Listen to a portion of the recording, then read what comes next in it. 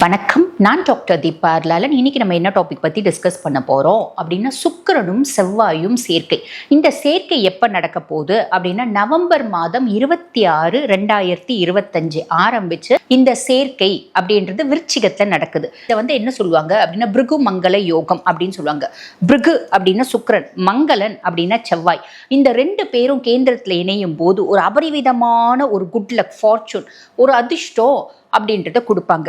சரி, இப்போ இந்த பிருகுமங்கல யோகத்தினால என்னென்ன மாதிரி நற்பலன்கள் வரும் அப்படின்னா, ஃபர்ஸ்ட் விஷயம் பார்த்தீங்கன்னா, ஒரு லக்ஸரியஸ் திங்ஸ் நம்ம வாங்கக்கூடிய ஒரு பிராப்தம். ஒரு வீடு வாங்குறீங்க அப்படின்னா கூட சாமானியமான சாதாரணமான வீடு வாங்கலைங்க, என் வீடு 4 பேர் பார்த்தா அப்படியே பார்த்துட்டே இருப்பாங்க, வாயை பொழந்து பார்த்துட்டே இருப்பாங்க. அந்த மாதிரி ரொம்ப சூப்பர் டூப்பரான வீடு வாங்கியிருக்கேன் அப்படின்ற பிராப்தம்.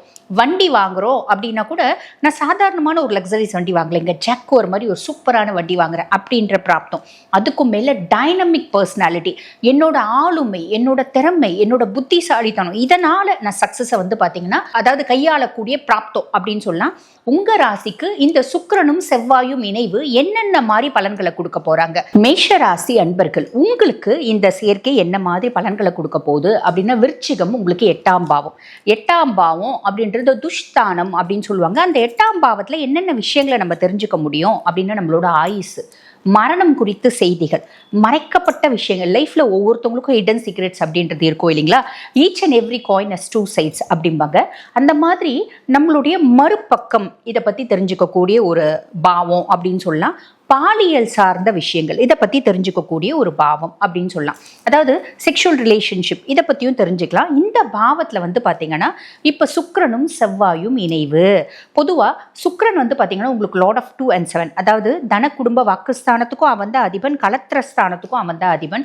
அவன் இந்த பாவத்தில் உட்கார்ந்துட்டு இருக்கான். இந்த பாவத்தில் பார்த்தீங்கன்னா செவ்வாய் டாமினன்ட். எப்பயுமே விருச்சிகத்தில் செவ்வாய் ரொம்ப டாமினன்ட், அவனோட சொந்த வீட்டில் உட்கார்ந்துட்டு இருக்கா இல்லைங்களா? அப்போ விருச்சிகத்துக்கு இவன் பார்த்தீங்கன்னா சுக்கிரன் சமமான கிரகம் அப்படின்னு சொல்லலாம். செவ்வாய் உங்களுக்கு லார்ட் ஆஃப் 1 and 8, 8ஆம் அதிபதி 8ஆம் பாவத்தில் உட்கார்ந்துட்டு இருக்கான். அப்போ என்ன மாதிரி நம்மளுக்கு விஷயங்கள் நடக்கும் அப்படின்னு கேட்டிங்கன்னா, ஃபர்ஸ்ட் விஷயங்க, நிறைய மேஷராசி அன்பர்களுக்கு ஒரு குட் லக், ஒரு ஃபார்ச்சூன், ஒரு அதிர்ஷ்டம் அப்படின்றது வரும். ஒரு மேன்மை, ஒரு முன்னேற்றம் அப்படின்றது வரும்.